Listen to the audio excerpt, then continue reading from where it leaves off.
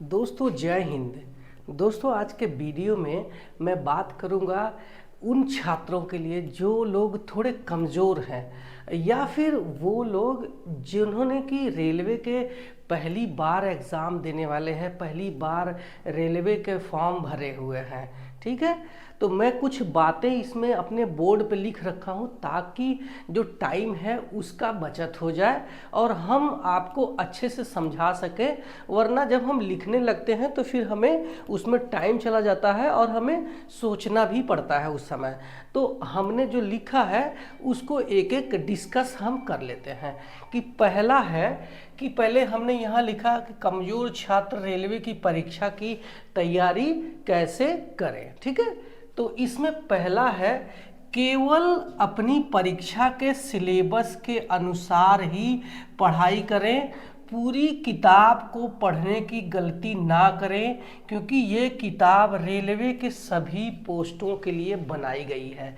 इसका मतलब है कि जब आप पढ़ाई अगर करने जाते हैं अपने पोस्ट के अनुसार, मान लीजिए कि आपने एएलपी का फॉर्म भर दिया है तो आपको एएलपी का जो सिलेबस है सिर्फ आपको उसी सिलेबस के अनुसार पढ़ना है, पूरी के पूरी किताब पढ़ने की गलती नहीं करना। और ये सिलेबस आपको नोटिफिकेशन में मिल जाएगा। मैं यहाँ पे अपना जो नोटिफिकेशन है मैं लगा दे रहा हूँ, इस नोटिफिकेशन को देख लो ध्यान से। इसमें आप जब स्क्रॉल करेंगे तो उसमें आपको सिलेबस सारे सब्जेक्ट का आपको मिल जाएगा। आपको सिर्फ अपने सब्जेक्ट के आधार पे ही अपना पढ़ाई करना है, सिलेबस के आधार पे पढ़ाई करना है। क्योंकि जो किताबें बनाई जाती है वो ना सिर्फ एएलपी के लिए बल्कि टेक्नीशियन, इसके अलावा हायर पोस्ट जैसे आरपीएफ, एसआई या फिर स्टेशन मास्टर या फिर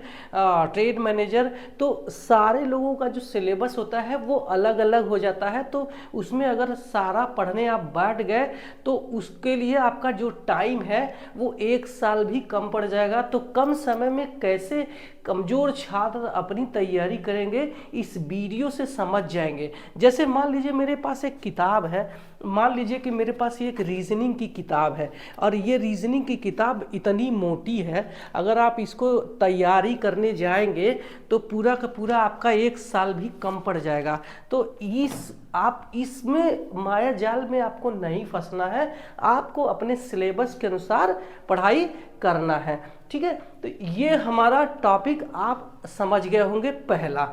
अब हम आते हैं अपने दूसरे टॉपिक पे कि दूसरा क्या है।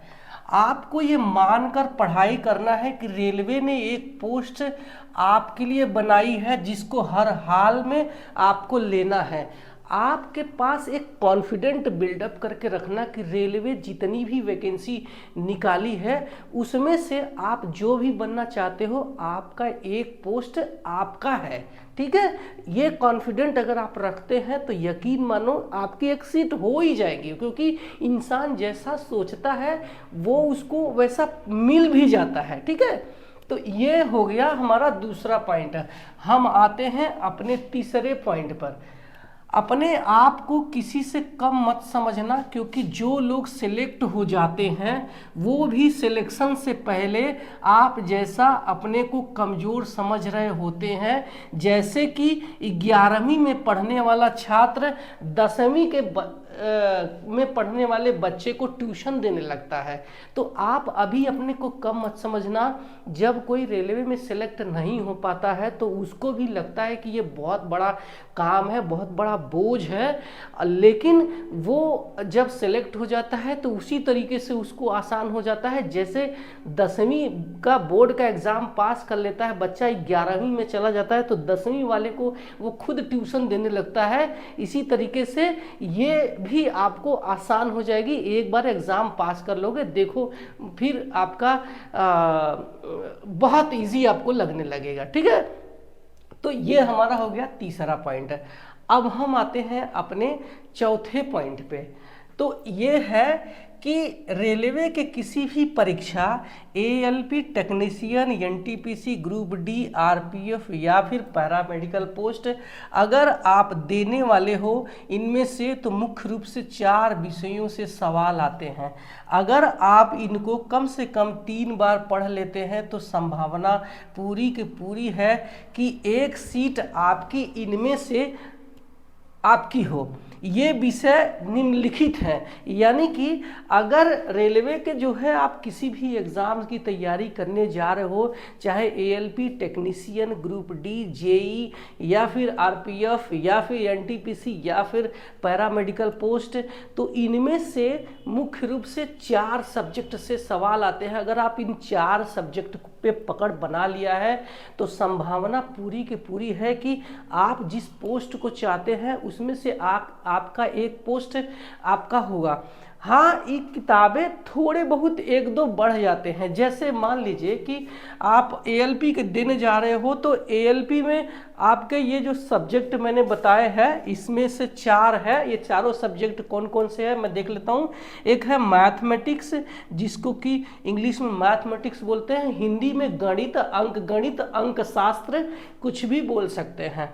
तो ये हो गया अंक गणित। दूसरा है रीजनिंग इंग्लिश में है, इसको हिंदी में बोलते हैं सामान्य बुद्धिमत्ता, यानी इंटेलिजेंस जो है टेस्ट होता है आपके माइंड का, ये टेस्ट है सिर्फ, ये सामान्य बुद्धिमत्ता है। उसके बाद है जनरल साइंस, इसको इंग्लिश में बोलते हैं, हिंदी में बोलते हैं सामान्य विज्ञान यानी कि उसमें सारे विज्ञान शामिल है, जैसे फिजिक्स भी है, केमिस्ट्री है और आपका जीव विज्ञान भी है, तो कृषि विज्ञान भी है, आपका कंप्यूटर विज्ञान भी है, भी शामिल है उसमें। ठीक है, तो ये हमारा जनरल साइंस हो गया। और चौथा एक और है जो सामान्य ज्ञान है, यानी देश दुनिया में क्या चल रहा है, क्या क्या हुई है, क्या क्या घटनाएं हैं। और स्पेशली आपको ये जनरल नॉलेज, आपको रेलवे के जीके पर फोकस करना है कि रेलवे की ट्रेन कब चली, वंदे भारत कब चला, रेल मिनिस्टर कौन है,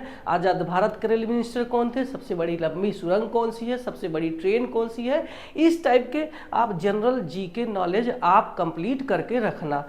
देखो, ये जितने भी एग्ज़ाम्स होने वाले हैं टेक्नीशियन एएलपी के, जैसे मान लो आप एएलपी का एग्ज़ाम देने जा रहे हो, तो अगर आपके ये सब स्ट्रांग है तो संभावना पूरी की पूरी है कि आप एएलपी में सिलेक्शन हो जाएगा। इसके अलावा इसमें से एक आधा बुक और बढ़ जाते हैं, वो है टेक्निकल, जैसे पार्ट 2 आप देने जा रहे हो तो अगर आप टेक्निकल पोर्शन स्ट्रांग रख लेंगे तो पार्ट बी को पास करने में आसानी होगी। इसके अलावा आप टेक्नीशियन देने जा रहे हो तो टेक्नीशियन 1 में आपको एक और इनके अलावा किताबें जुड़ जाती है, वो है कंप्यूटर, क्योंकि उन्होंने सिलेबस में कंप्यूटर डाल दिया है।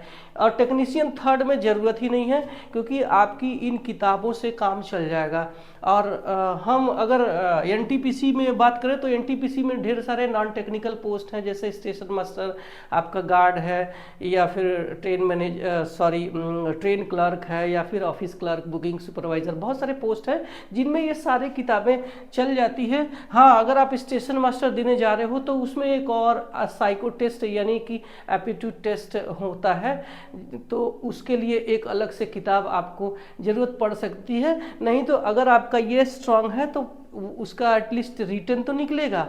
तो ये चीज़ें हैं, आप जितने भी एग्ज़ाम्स जैसे ग्रुप डी भी या आरपीएफ की भी देने जा रहे हो तो आपका रिटर्न इतने में से ही क्लियर हो जाएगा, ग्रुप डी भी आपका इतने से ही क्लियर हो जाएगा। आरपीएफ देने जा रहे हो तो आपको ये रिटर्न एग्जाम एक सीबीटी पास करने के बाद आपको रनिंग करा दे जाएंगे। तो अगर आप रनिंग का प्रैक्टिस करके रखे हैं, आपकी हाइट उनके अकॉर्डिंग 165 सेंटीमीटर या फीमेल है तो 157 सेंटीमीटर है, तो आसानी से आप आरपीएफ बन जाते हैं, बशर्ते आप इन सब जो बातें हैं उसको हम आपको पूरा एकदम ध्यान से रखना है। अब थोड़ा सा मैं बात कर लेता हूं कि इन सब्जेक्ट का कैसे पढ़ाई करना है, ताकि आप जो है पहली बार एग्ज़ाम देने जा रहे हो या आप थोड़े कमज़ोर महसूस कर रहे हो तो कैसे इस एग्ज़ाम को आसानी से पास कर पाओगे, इसको समझ लेते हैं। यानी सबसे पहले हम मैथमेटिक्स की बात कर लें तो मैथमेटिक्स है ना, बहुत मैंने बता चुका है कि एक कमज़ोर दुश्मन की तरह है, जितना आप इससे दूर भागने भागेंगे उतना आपको परेशान करेगा। और जितना आप इससे लड़ेंगे यानी इससे मुकाबला करेंगे, जितना इसकी प्रैक्टिस करेंगे, इस पे विजय पाना यानी इसको जीत जाना बड़ा आसान है। तो मैथमेटिक्स को क्या करो, इसको प्रैक्टिस करो, इसको रटने की गलती मत करना। आपका जो भी इजी टॉपिक होगा, हम जानते हैं कि हम में से सारे लोगों का कोई ना कोई एक इजी टॉपिक होता होगा। कोशिश करो कि हम इजी टॉपिक से शुरुआत करें, फिर हार्ड टॉपिक की जाए, और पढ़ाई सिर्फ और सिर्फ सिलेबस के आधार पे करना। इजी टॉपिक को आप प्रैक्टिस करना। प्रैक्टिस का मतलब हो सकता है कि आपने जैसे सवाल हल कर रहे हो तो उसका आंसर आपको देखने को नहीं मिल पा रहा है, तो आप क्या करो, उसका आंसर देखो। उसका आंसर हो सकता है कि आपको लगभग 20 सवाल में, हर एक सवाल में आपको उसका सोल्यूशन देखना पड़ जाए, लेकिन देखो जरूर। फिर एक टाइम ऐसा आएगा कि फिर आपको सोल्यूशन देखना बंद हो जाएगा और आप अपने से उस जो सवाल है उसको खुद से प्रैक्टिस करने लगेंगे। खुद से प्रैक्टिस करो, वहाँ पे अपना जो रफ पेपर है, उस रफ पेपर में कुछ क्वेश्चंस को सॉल्व करना सीखो। आपको नहीं आ रहा है तो उसका सोल्यूशन देख लो।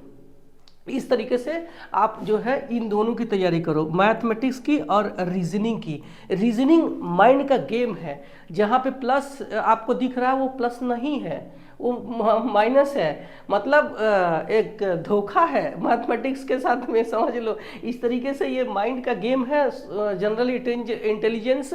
और उसके बाद हम आते हैं जनरल साइंस। जनरल साइंस को आपको अच्छे से पढ़ना है। एक बार अच्छे से पढ़ो, 2 बार अच्छे से पढ़ो, 3 बार अच्छे से पढ़ो, रट लो, चलेगा। लेकिन हाँ, ये 2 सब्जेक्ट है जिनको रट सकते हो, ये दोनों सब्जेक्ट है, इसको रटने की गलती मत करना। जीके है, इसको क्या कर रहा हूँ, पहले आप शुरुआत में पूरी की पूरी थ्योरी पढ़ जाओ, और थ्योरी में जो इम्पोर्टेंट टॉपिक है उसको हाईलाइट कर दो। और उसके बाद आप क्या करो, एक ऑब्जेक्टिव टाइप क्वेश्चंस आते हैं, तो उस ऑब्जेक्टिव टाइप क्वेश्चंस को आपको उसमें से लगाना है। देखना, ये बड़े ही आसान आपको हो जाएगा। तो ये था हमारा उस वीडियो। आप जो है अगर इस वीडियो से आपको हेल्पफुल मिला है, आपको लगता है कि ये हेल्पफुल है, तो आप लाइक करना और अपने उन दोस्तों तक पहुंचा जाना जो कि इस परीक्षा में पहली बार बैठने जा रहे हैं। और मेरे चैनल पे पहली बार आए हो तो सब्सक्राइब कर लेना। मैं मिलता हूं अपने अगले वीडियो में, तब तक के लिए बाय बाय।